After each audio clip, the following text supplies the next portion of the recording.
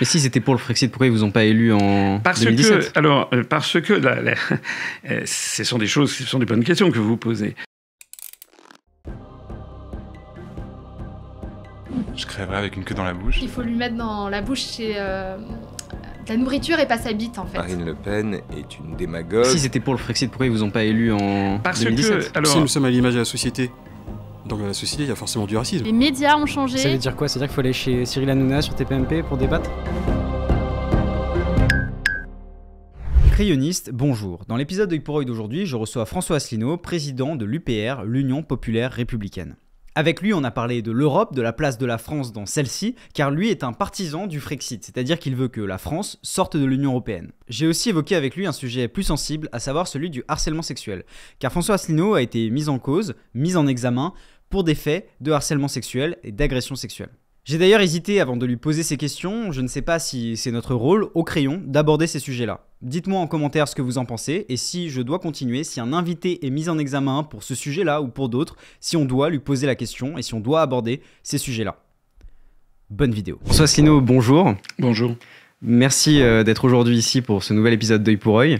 François Asselineau, vous avez fondé l'UPR, l'Union Populaire Républicaine, en 2007, un parti considéré par certains comme souverainiste, anti-américain, voire parfois même on vous traite de complotiste. En tant que président de votre parti, vous vous êtes présenté à l'élection présidentielle de 2017, récoltant 0,92% des voix. Cette fois-ci, vous vous représentez pour l'élection présidentielle de 2022.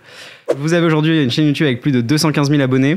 Vous faites des dizaines de milliers de vues sur chacune de vos vidéos. Donc j'ai une question qui me vient au premier abord, c'est pourquoi aujourd'hui vous semblez être boudé par les médias traditionnels, alors même que vous avez pourtant beaucoup d'abonnés. Qu'est-ce qui fait que pour les médias, vous n'êtes pas peut-être crédible ? Honnêtement, j'aimerais le savoir. J'ai un peu des idées, j'ai des lueurs, mais je pense que vous devriez poser la question à des grands journalistes. Moi, j'en connais un qui m'avait dit, il y avait déjà plusieurs années, qui m'avait dit, vous savez pourquoi vous n'êtes pas invité ? J'avais dit non, vous allez me l'expliquer. Il m'avait dit, c'est parce que, en fait, on ne sait pas quoi vous répondre. Voilà. Vous êtes trop intelligent pour les médias traditionnels ? Non, je dirais pas que je suis trop intelligent. Je dirais que je dis des choses que l'on n'a pas le droit de dire. Voilà. Vous aviez d'ailleurs vu, nous sommes au début d'une campagne présidentielle. Est-ce que vous avez vu les sujets qui sont évoqués ? Les sujets qui sont évoqués, c'est des choses très extraordinairement importantes comme le pronom. Faut-il avoir le pronom IL, IEL ? Faut-il avoir, je ne sais pas, reconnaître tel ou tel dissident en Biélorussie, etc. Bon, tout ça, c'est évidemment très important. L'immigration, le nucléaire sont des sujets qui ont été commencé à être abordés. Oui, pas vraiment, en fait. En fait, pas vraiment. Il y a quelques sujets. L'immigration, oui, parce qu'il y a la promotion constante de monsieur Zemmour, mais les sujets les plus importants, les plus stratégiques pour une nation ne sont pas abordés. C'est quoi les sujets les plus stratégiques ? C'est qui décide de la politique du pays ? Qui décide ? Hier, la Cour constitutionnelle polonaise a de nouveau a pris une décision spectaculaire. Vous savez qu'il y a quelques semaines, elle avait indiqué que la constitution polonaise devait prévaloir sur les traités européens et sur le droit européen. Et hier, elle a décidé que la Cour européenne des droits de l'homme, qui n'a aucun rapport avec l'Union européenne, ça s'appelle européen, mais c'est pas du tout la même structure, elle a décidé que la Cour européenne des droits de l'homme était inconstitutionnelle vue de Varsovie. Et pourquoi ça ? Parce qu'elle a simplement pointé du doigt que, en matière migratoire, puisqu'il s'agit des questions migratoires dont vous parlez, des décisions sont prises, des injonctions de faire sont prises par la Cour européenne des droits de l'homme, sont prises par des juges qui ne sont élus par absolument personne. Donc on a un organisme qui s'appelle Cour européenne des droits de l'homme. Alors comme il y a le droit de l'homme dedans, tout le monde fait une révérence, mais en réalité, dans cette structure, ça n'est élu par personne, et ça impose des décisions à des peuples qui n'en veulent pas. Alors, par exemple, sur la question de l'immigration, on voit M. Zemmour qui tape beaucoup sur les immigrés, ça dérive sur l'islam. Alors, il y en a on se fait taxer soit d'islamophobie, soit de baboucholaterie, ça envenime un débat. Mais la première chose que devraient se poser les Français comme question, c'est qui décide de quoi?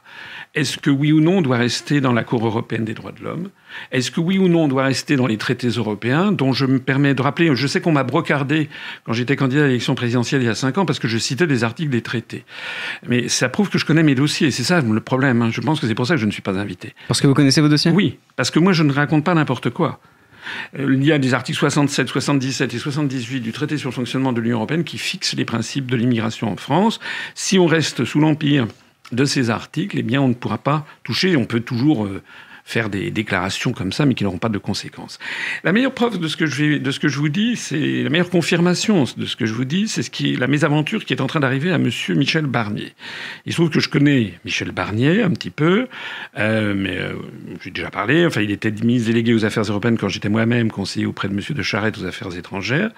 Michel Barnier a fait un mini-scandale, vous vous rappelez, début septembre, lorsqu'il a dit que pour régler la question migratoire, il voulait imposer un moratoire de 5 ans, et que pour imposer ce moratoire de 5 ans, il fallait se soustraire, je ne l'ai pas inventé, vous avez vu, il a dit qu'il fallait se soustraire à des articles des traités européens, à la jurisprudence de la Cour de justice de l'Union européenne, donc la Cour de Luxembourg, et aussi à certains articles de la Cour européenne des droits de l'homme.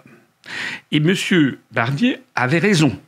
Parce qu'il connaît, il sait de quoi il parle. Il est comme moi, si j'ose dire. Hein, c'est pas un bonimenteur, c'est pas quelqu'un qui parle dans un bistrot. Il sait de quoi il parle. Et quand il a dit ça, qu'est-ce qui s'est passé? Ça a été aussitôt un tollé, des articles de presse assez venimeux. Et moi, ce que j'observe, c'est que maintenant, il profile d'où il n'en parle quasiment plus. Je suppose, alors je n'ai pas de preuves, bien sûr, mais je suppose des gens ont dû lui faire comprendre que c'est très très mauvais de parler de ça. Mais au-delà de votre technicité, vous êtes anti-Union européenne. Est-ce qu'aujourd'hui les Français sont anti-Union européenne? Mais comment? D'abord, je pense qu'on ne leur a jamais posé la question. En 2005, quand ils ont eu le référendum sur le traité constitutionnel, ils ont quand même été 55% des Français à voter non. Et deuxièmement, en début 2018, lorsque M.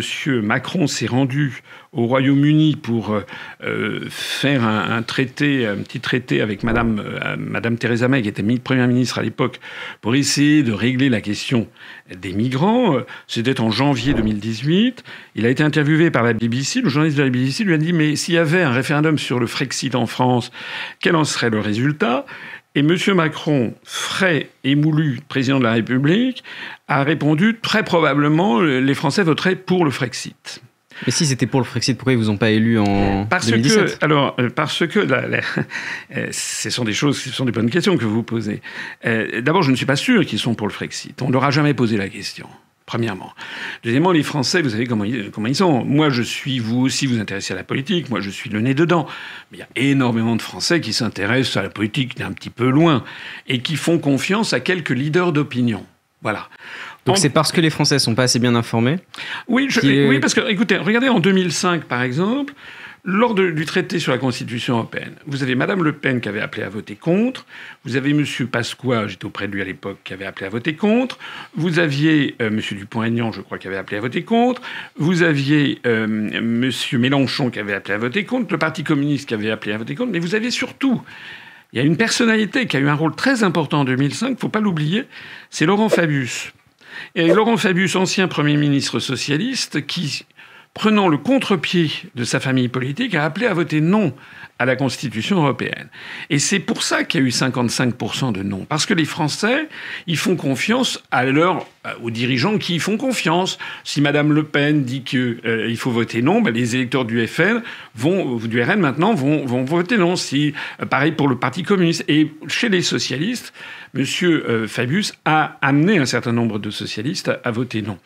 Il se trouve qu'au moment des élections présidentielles, en 2017, j'étais le seul à proposer le Frexit. Le seul. C'est pas vrai. Marine Le Pen le proposait aussi. Mais non, c'est absolument faux. Elle le proposait dans une certaine mesure. Non. Ça fait vous savez, comme j'ai vu encore il y a récemment, je ne sais plus qui dit Madame Le Pen veut sortir de l'Union européenne et de l'euro. Non. Non, aujourd'hui c'est plus le cas. Oui, mais en 2017 c'était le cas. Non. Elle avait dit exactement. Même Mélenchon demandait à une sorte de, comment on dit, à l'Europe. En gros, soit c'est ça, soit on sort de l'Europe. Donc il y avait quand même cette notion de sortie de l'Europe. Nous engagerons une renégociation totale des traités européens afin de retrouver notre souveraineté monétaire, législative, territoriale et économique, suivie d'un référendum sur le Frexit. Non. Chez Mélenchon, je Le Pen. Non. Soyons très clairs là-dessus, mais vous touchez du doigt quelque chose qui est important. Madame Le Pen, reprenez ses professions de foi, vous les trouvez sur Internet, allez regarder ce que la profession de foi envoyait à 44 millions d'électeurs. Il n'était jamais question de sortir de l'Union européenne et de l'euro. Jamais. Elle avait vaguement, à la fin, proposé de faire un référendum en fin de mandat, peut-être, sur la sortie de l'Union européenne. C'est la seule chose qu'elle... Mais c'était pas quelque chose de nodal. C'est tellement vrai, d'ailleurs, ce que je dis, que c'est bien une des raisons pour lesquelles M. Philippot a quitté le FN. C'est parce que, justement, elle ne voulait pas sortir de l'euro ni de l'Union européenne. Quant à M. Mélenchon, il a traité, vous retrouverez la citation facilement, il avait traité de maréchaliste, s'il vous plaît, c'est-à-dire partisan du maréchal Pétain, les gens qui voulaient sortir de l'euro. Donc, si vous voulez, et qu'est-ce qu'on voit aujourd'hui même ? Parce que la question, c'était que j'avais commencé sur les sujets accessoires et les sujets fondamentaux. Aujourd'hui, dans cette campagne, les médias donnent la parole à Madame Le Pen, qui ne veut pas sortir de l'Union européenne ni de l'euro. Monsieur Zemmour, qui a dit qu'il était contre le Frexit et qui ne veut pas sortir de l'euro. Monsieur Montebourg, qui tape sur l'Europe, mais qui ne veut sortir ni de l'Union européenne ni de l'euro. Monsieur Mélenchon, qui ne veut sortir ni de l'Union européenne ni de l'euro. Et puis l'extrême gauche, qui ne veut pas sortir de l'Union européenne ni de l'euro. Et puis, bien sûr, tous les autres. Donc, actuellement, sur la scène politique, pour la présidentielle qui arrive, comme en 2017, il n'y a personne qui veut sortir de l'Union européenne, de l'euro. Puisque vous avez parlé de l'Europe, je vais rester sur l'Europe. On l'a compris, vous êtes pour la sortie de la France de l'Union européenne. Vous êtes, ce qu'on disait du coup, l'un des seuls aujourd'hui, puisque aucun candidat déclaré à l'élection présidentielle ne souhaite un Frexit. Pourtant, l'Europe unie, ce serait plus de 500 millions de personnes, le plus grand marché commun au monde, la plus grande armée du monde. Alors, si la France sort de l'Union européenne, moi je me demande comment elle va lutter face aux États-Unis, à la Chine, face aux grandes puissances. Est-ce que la France n'a pas besoin de l'Europe, justement ? Est-ce que l'Union européenne n'a pas besoin d'être unie ? Alors ça, vous savez, c'est un argument que j'entendais il y a 40 ans. Voilà, c'était déjà l'argument qu'on sortait il y a 40 ans. Je suis pas si jeune que ça, du coup. Mais c'est un argument... Non, vous faites bien de me poser la question, parce que c'est une question que les gens... si vous voulez, il y a en gros, il y a une dizaine de questions qui reviennent comme des ritournelles, qui font partie d'une propagande qu'on a engrammée, comme on dit en termes psychiatriques. C'est qu'on nous a tellement mis ça dans la tête qu'on croit que c'est la J'ai été victime d'une propagande. Oui, bien sûr, parce qu'on entend ça constamment. La France est trop petite, etc. Bon. Alors déjà, si la France est trop petite, je vous rappelle quand même que nous avons la 7e économie mondiale, que nous avons la 2e zone économique exclusive au monde, que nous avons un des 5 sièges de membres permanents au Conseil de sécurité, qu'on a la 3e, 4e force nucléaire au monde, qu'on a quand même des atouts tout à fait considérables. On est une des 2 seules langues de travail de l'ONU. Enfin, on a quand même des atouts tout. Alors, si nous, on est trop petits, alors comment font, il y a 193 États aux Nations Unies, comment font les 180 qui sont plus petits que nous? Ils font comment? Bon, d'une façon à... Est-ce que vous ne pensez pas que justement sortir de l'Union européenne, ça nous soumettrait encore plus, nous soumettrait pas encore plus aux États-Unis? Non, je termine mon propos déjà. Allez dire par exemple aux Israéliens, qui sont tout petits, c'est 22 départements français, c'est 8 millions d'habitants, allez leur dire qu'ils doivent fusionner avec les 26 pays alentours, parce qu'ils sont trop petits. Allez dire pareil à Singapour, c'est la moitié de l'Île-de-France. Allez dire qu'il faut qu'ils fusionnent avec l'Indonésie, etc. Allez dire la même chose à l'Uruguay. Une fois, je m'étais amusé, c'est quelque chose qui va peut-être intéresser vos auditeurs, ils vont pouvoir aller le faire. J'étais allé regarder les 10 pays les plus petits du monde à l'ONU. Ceux qui sont à l'ONU, le Liechtenstein, Andorre, Singapour, peut-être il devait y avoir le Qatar, le Brunei Darussalam, enfin les plus petits États. Prenez les 10-15 plus petits, et vous prenez les 10-15 plus gros en population. La Chine, le Brésil, l'Indonésie, le Nigeria, le Bangladesh, etc. Les États-Unis, et vous découvrirez qu'en PNB par habitant, en PIB par habitant, eh bien, ce sont les plus petits qui ont une moyenne supérieure aux plus gros. Vous découvrirez également, il y avait eu quelqu'un qui s'appelait, je crois, Schumpeter, qui, dans les années 1970, en matière managériale, avait fait un livre qui était resté assez célèbre, qui s'appelait « Small is Beautiful », c'est un Américain, qui montrait, ça c'est dans la gestion des organisations, qu'il y a sans doute des tailles optimales dans les organisations. C'est-à-dire que, effectivement, si vous êtes tout à fait minuscule, vous ne pesez pas grand-chose. Quoique, je vous ai donné l'exemple de micro-États, ou le Luxembourg, ou Monaco, qui tirent très très bien leur épingle du jeu, parce qu'ils sont sur des stratégies de niche. Et je peux vous assurer que la diplomatie singapourienne ou la diplomatie israélienne, pour ne parler que ces deux-là, sont des diplomaties extrêmement actives et puissantes. Mais Israël dépend totalement des États-Unis aujourd'hui. Oui, bien sûr, mais d'abord, c'est pas tout à fait vrai. C'est pas tout à fait vrai. On pourrait dire aussi que la Chine dépend que Singapour dépend de la Chine.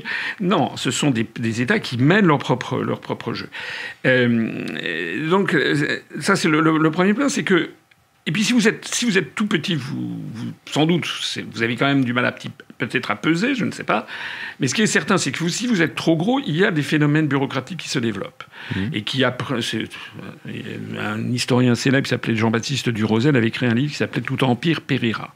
On s'aperçoit d'ailleurs qu'actuellement, vous avez des très gros empires, comme par exemple l'Empire soviétique s'est effondré. Pourtant, il y avait 15 États, ils avaient une monnaie unique, ils se sont effondrés. Les États-Unis d'Amérique ne sont pas en pleine forme. Vous pensez qu'ils vont s'effondrer ? Les États-Unis d'Amérique, moi, je ne mettrai pas ma main à couper que d'ici à 50 ans, il n'ait pas explosé. Vous savez qu'il y a des États entiers où l'anglais est en recul, en Californie ou dans le Michigan. Maintenant, l'espagnol est une langue. Il n'y a pas de langue officielle aux États-Unis. Comment ? Il n'y a pas de langue officielle aux États-Unis, donc c'est pas un problème. Bien sûr. Non, l'anglais n'est pas une langue officielle aux États-Unis. Mais en tout cas, dans les États, oui, les États ont des langues officielles. Oui. En Californie, l'espagnol est plus parlé maintenant que le. Et ça, c'est problématique ?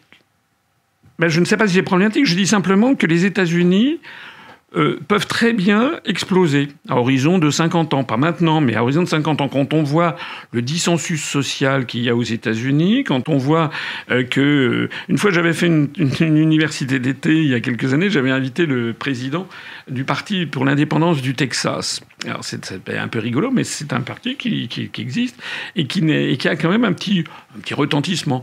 Bon, voilà, ce que je voulais dire, c'est que il n'y a pas comment dirais-je, la taille optimale, on ne sait pas où elle est. Moi, je pense qu'elle est assez volontiers dans la taille des États-nations actuels. Deuxièmement, dans votre idée, il y a l'idée que j'entends souvent pour se battre face aux États-Unis ou face à la Chine. Donc déjà, je ne comprends pas, parce que c'est tout de suite une posture belliqueuse. Pourquoi se battre ? Pourquoi faudrait-il que l'on se batte contre les États-Unis, contre la Chine ? Pourquoi est-ce qu'on n'aurait pas le droit d'être soi-même sans vouloir se battre? Si vous voulez, c'est comme si vous me disiez, voilà, j'habite dans un immeuble à Paris, il y a 27 copropriétaires, il faut absolument qu'on enlève les portes palières, qu'on vive tous en communauté hippie, parce que on pèsera plus pour se battre face aux habitants de l'immeuble d'en face. Vous savez très bien que si on fait ça, ça va terminer en pugilat général entre les habitants de l'immeuble en question, parce que les gens n'ont pas les mêmes intérêts. Sans parler de combat militaire, je parle juste d'influence. L'influence américaine serait... Non, est-ce que vous ne pensez pas qu'il faut une Europe forte face à l'influence américaine plutôt qu'une France toute seule face à Non, c'est le contraire qui est vrai. C'est exactement le contraire qui est vrai. Aujourd'hui, oui, mais peut-être qu'il faut revoir l'Europe. Non, c'est exactement le contraire qui est vrai. Malheureusement, on n'a pas le temps, mais je renvoie les gens qui veulent suivre ça parmi les conférences que j'ai faites, il y en a une qui a beaucoup de succès, qui s'appelle « Qui gouverne la France et l'Europe ». Si vous voulez, la majorité des États membres de l'Union européenne sont pro-américains et ont besoin du parapluie américain face à la Russie. C'est en particulier le cas de tous les pays de l'Est. Mais c'est aussi le cas de l'Allemagne. Si vous voulez, si l'Allemagne doit choisir entre les États-Unis et la France, l'Allemagne choisira toujours les États-Unis. D'abord pour des raisons ethniques, si j'ose dire. On oublie trop souvent que les États-Unis ont été composés par beaucoup d'émigrants, pas seulement britanniques ou irlandais, mais allemands, notamment au 19e et au début du 20e siècle. Par exemple, la capitale du Dakota du Nord, capitale de l'État de Dakota du Nord, s'appelle Bismarck. Et vous avez des quantités de communautés d'origine allemande dans tout le nord des États-Unis. Avec des personnalités célèbres comme Boeing, comme Marlène Dietrich, comme Donald Rumsfeld, comme Henry Kissinger, ce sont des Allemands d'origine. Donc déjà, il y a ça. Deuxièmement, les États-Unis sont présents militairement en Allemagne. Hein, ils ont quand même des bases militaires. Et troisièmement, pour les Allemands, il vaut mieux être le numéro 1 de l'Union européenne sous domination américaine que le numéro 2 de la même Union européenne sous domination française. Il n'y a pas photo. C'est aussi simple que ça. L'idée selon laquelle il faudrait fusionner avec 26 pays alentours est une idée qui est comme ça, qui paraît séduisante, mais qui est une idée fausse. Ça me fait penser à deux choses que je vous suggère de méditer. D'abord, c'est une citation de Jean-Jacques Rousseau qui disait « Les idées générales sont la source des plus grandes erreurs des hommes ». Voilà. Ben, c'est une idée générale. L'idée que, voilà, si on est 26, ça va être formidable. Non, dans le détail, regardez, comme je vous l'ai dit, l'exemple que je vous ai pris, ou même vous êtes avec 27 copains, voilà, et puis vous dites, on va tous partir ensemble, vous allez voir en vacances, ou vous allez voir comment ça va se terminer au bout de quelques semaines, quelques mois. Et encore, ce sont des gens que vous avez choisis. Parce que là, on ne les a pas choisis, nos voisins. D'autant plus que la construction européenne est fondée sur un principe fou, quand vous y réfléchissez, surtout à une époque où les distances n'ont plus d'existence avec les échanges. C'est-à-dire que puisque le Portugal est frontalier de l'Espagne, qui est frontalière de la France, frontalière de l'Allemagne, frontalière de la Pologne, de la Lituanie, de la Lettonie, de l'Estonie, et puis la Finlande, en fait, il y aurait les mêmes intérêts à défendre depuis Lisbonne jusqu'à Helsinki. C'est délirant. Parce que ça ne tient absolument aucun compte ni de l'histoire, ni des langues, ni des affinités électives. La France a des liens, des intérêts infiniment plus importants à défendre avec le Maroc, l'Algérie, la Tunisie, le Sénégal, la Côte d'Ivoire, Madagascar, le Canada, etc., qu'avec l'Estonie, la Lituanie ou la Slovaquie. Ça n'a aucun... Donc, on peut dire... Ce serait pas dangereux si les Russes, par exemple, envahissaient l'Estonie, la Lituanie... Ce qui est très dangereux, c'est que là, on risquerait, nous, d'être embarqués dans un conflit avec la Russie. Est-ce que vous avez... Il faudrait laisser l'Estonie et la Lituanie se faire envahir par la Russie. Écoutez, je ne sais pas, mais en tout cas, personnellement, est-ce que vous voudriez mourir pour l'Estonie? Je n'en sais rien. Ce que, en tout cas, je peux vous dire, c'est qu'actuellement, il y a des chars, des engins blindés et des avions militaires français basés sur une base en Estonie, qui est à 200 km de la frontière russe. Il y a des troupes de l'OTAN qui sont tout le long de la frontière russe et que l'inverse, ce n'est pas vrai. Moi, j'aimerais savoir ce qu'on dirait s'il y avait... C'est la Russie qui envahit la Crimée, pas l'Union européenne. Non, attendez, la Crimée, c'est encore autre chose. Oui, non, mais ce que je veux dire, c'est qu'il peut y avoir une menace d'invasion russe dans ces pays-là. C'est pas à prendre à la légère. Non, alors, s'agissant de la Crimée, puisque vous évoquez la Crimée n'a jamais été ukrainienne de son histoire. La Crimée a été conquise sur des khanats, c'est-à-dire des principautés turcophones et musulmanes au XVIIIe siècle, par la grande Catherine de Russie, qui a installé le port de Sébastien, la ville de Sébastopol, dans une espèce de rade naturelle qui fait de la ville de Sébastopol le plus grand port russe en eau chaude, donc non bloqué par les glaces. Et c'est dans la mer Noire. Donc ça remonte au XVIIIe siècle. Et ensuite, ça a été rattaché à la Russie, à la Russie, ce qu'on appelle l'Empire russe. Et il a fallu attendre 1954 pour que Khrouchtchev décide sur un coup de tête de donner la Crimée à la République socialiste fédérative d'Ukraine. Pourquoi ? Parce que c'était le tricentenaire du traité de Péréoslav de 1654, qui avait été celui du rattachement de l'Ukraine à la Russie. Alors pourquoi est-ce que Khrouchtchev a fait ça en 1954 ? On n'en sait rien. Mais en attendant, quand Khrouchtchev avait fait ça, c'était dans le cadre de l'URSS, et personne à l'époque ne pouvait imaginer, comme vous avez l'air surpris quand je vous dis que peut-être dans 50 ans les États-Unis auront explosé. C'est pourtant c'est peut-être le cas. Toute l'histoire du monde est comme ça. Je peux vous dire que qu'en 1954, personne au monde ne pouvait imaginer que l'Union soviétique était un État-nation. Enfin, je voulais pas forcément aborder ce sujet, mais l'Ukraine était un État-nation souverain et la Russie a envahi son territoire. Après un référendum. C'est exactement la même chose que le référendum du Kosovo, par exemple, ou que ce qui s'est passé dans le Sud-Soudan. C'est-à-dire que... Vous pensez que ce référendum a été fait de manière juste et légitime ? Oui, absolument. Je vous conseille d'aller en Crimée. Enfin, moi, je suis allé partout, mais je suis allé en Ukraine il y a un certain temps. Je suis allé en Crimée en 2015. Allez-y, d'abord, c'est magnifique. Allez vous faire votre opinion vous-même. Allez discuter avec les gens. Il y a un proverbe d'ailleurs là-bas qui dit que les Criméens sont plus russes que les Russes. Pour une raison simple, c'est que ça a été une population russe. Sauf les Tatars de Crimée. Est-ce que c'est normal d'organiser un référendum? Est-ce qu'en France, on organiserait un référendum au Pays Basque pour dire est-ce que vous voulez votre indépendance ou pas? Est-ce qu'on organiserait un référendum en Bretagne? Est-ce que ça, c'est légitime? Ah ben certains le souhaiteraient. Ça, certains le souhaiteraient. Selon vous, c'est légitime ça?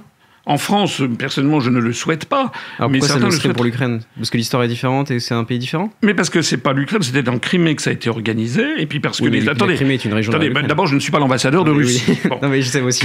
Je comprends bien que Vladimir Poutine a évidemment défendu les intérêts de la Russie. Bon, il l'a enrobé. Évidemment, c'est des intérêts de grande puissance. Il l'a enrobé sous une forme juridique. Mais ce que je dis, c'est que il faut voir que derrière cette affaire d'Ukraine, il y a des intérêts géopolitiques très puissants qui sont ceux des États-Unis d'Amérique, avec le Maïdan, que les États-Unis d'Amérique veulent repousser l'influence russe au plus possible, et que la Crimée a été pour la Russie quelque chose d'extraordinairement important, puisque c'est le seul port en eau profonde de la marine russe dans tout l'hémisphère occidental. Donc c'était comment dirais-je, un chiffon rouge. Et c'était d'autant plus un chiffon rouge que perçu par les Russes et par les Criméens, qui sont très, très majoritairement pro-russes, puisque c'est la marine russe, ce sont des soldats russes qui sont dans le port de Sébastopol ou à Simferopol, dans la capitale. Je vous assure, il y a eu le triste épisode de la déportation des Tatars de Crimée par Staline, mais qui sont revenus. Mais je peux vous assurer, j'y suis allé, franchement. La population de Crimée n'est absolument pas pro-ukrainienne. Ça n'est pas vrai. En plus de ça, vous savez que l'Ukraine est divisée, puisque l'Est de l'Ukraine, notamment la République de Lugansk et celle de Donetsk, sont des républiques non reconnues par la communauté internationale, ni par l'ONU, mais qui sont pro-russes. Vous savez que tout l'Est de l'Ukraine est pro-russe et tout l'Ouest est pro-occidental. C'est le drame de ce pays. Récemment, une tribune a été lancée par 300 femmes politiques qui appellent à un hashtag #MeTooPolitique. Vous avez été mise en examen pour harcèlement moral, harcèlement sexuel et agression sexuelle par personne ayant autorité et intimidation d'une victime. Comment vous positionnez par rapport à ce hashtag MeToo et qu'est-ce que vous répondez à ces accusations? Alors, d'abord, moi, je suis tout à fait favorable, évidemment, à la violence qui est dénoncée par... la dénonciation de la violence par ces personnes. On est dans des sociétés maintenant qui n'acceptent plus qu'il y ait des violences de cette nature. Maintenant, ce que je voudrais dire, c'est que vous avez vu que les accusations de cette nature pleuvent, ça pousse comme les champignons après la pluie. Tous les jours, il y a des nouvelles choses. Je voudrais dire sur plusieurs choses. D'abord, moi, ce ne sont pas des femmes qu'on me reproche d'avoir agressées. On me reproche d'avoir agressé 2 collaborateurs masculins, qui étaient l'un qui avait 27 ans, l'autre 36 ans, champion enfin pas champion, mais à pratique de sports martiaux. Arts martiaux. Moi, j'en ai 64. Donc, vous voyez qu'en termes d'agression, excusez-moi, c'est un peu... Alors, je ne veux pas parler du dossier sur le fond parce que il y a la justice qui est en cours, mais il y a beaucoup de choses que vous ne savez pas. Ce dossier... Oui, mais ce qui est très important... Non, mais je vous pose juste la question parce que... Oui, mais c'est très important, c'est parce que... Vous êtes exactement ce que fait France Info. C'est-à-dire moi, je vous accuse pas, je suis pas juge ou quoi. Je vais juste relater le fait que vous avez été mis en examen. Oui, non, mais vous faites exactement comme France Info. Ou comme les journalistes. J'ai fait une présentation de mon programme le 19 octobre. France Info nous a dit que ça n'intéressait pas. France Info, qui est une radio payée par le contribuable français pour avoir de l'information. France Info a dit que ça ne les intéressait pas de venir et de regarder, de comprendre mes analyses et mon programme. En revanche, ensuite, et d'ailleurs Le Monde a fait pareil, les seules choses qui m'ont posé, et les seules choses qui sont ressorties, c'est est-ce que je fais alliance avec Philippot et où est-ce que j'en suis de mon affaire. Mais vous pouvez, avec n'importe quelle affaire, moi je peux vous en sortir une demain, sur vous. Il suffit qu'il y ait quelqu'un qui vous dise que vous avez fait de l'agression sexuelle sur des collaboratrices et vous êtes bon. Et je vous accuse pas. Non, mais j'ai bien compris. Mais vous comprenez comment ça marche? Je vais vous poser les 2 dernières questions qu'on pose à tous nos invités. Premièrement, est-ce qu'il y a quelqu'un que vous souhaiteriez voir ici, dans cette interview, à votre place, ici, quelqu'un que vous aimez ou que vous n'aimez pas d'ailleurs? À ma place ou avec qui je débattrais? Non, alors pourquoi pas dans un débat ou à votre place ici dans ce format-là d'interview? Alors, avec qui je débattrais? Moi, j'aimerais bien débattre avec M. Macron, que je connais. Nous sommes du même corps de l'inspection générale des finances. Et il ne m'impressionne absolument pas. Voilà. Donc j'aimerais bien débattre avec lui, mais bon, vous êtes trop menu fretin pour lui, il ne viendra pas ici. Qui est-ce que j'aurais bien aimé ici voir ? Je ne sais pas, peut-être que vous pourriez interroger des gens qui sont victimes des délocalisations industrielles. Une famille française qui voit leur outil de travail disparaître parce que l'usine est délocalisée en Chine ou en Slovaquie grâce aux traités européens, et vous allez leur expliquer que c'est formidable. En tout cas, sachez que nous, on recevra tous les candidats à la présidentielle, Macron y compris. Donc voilà. Et j'invite d'ailleurs toutes les personnes qui nous regardent à regarder votre programme en détail. Et désormais, la dernière question qu'on pose à tous nos invités, est-ce que vous avez une citation qui vous accompagne au quotidien ? Oui, j'en ai beaucoup, hein, mais il y en a une que je dirais, s'agissant de l'Europe. C'est cette belle citation chinoise, c'est dormir toute sa vie que de croire à ses rêves. Cet épisode d'Œil pour Œil est terminé, j'espère qu'il vous a plu. Si c'est le cas, n'hésitez pas à vous abonner, à activer la petite cloche pour être notifié lorsqu'une prochaine vidéo sortira, à mettre un j'aime et à nous laisser votre avis en commentaire, ça nous intéresse. C'était Antonin pour Le Crayon, salut.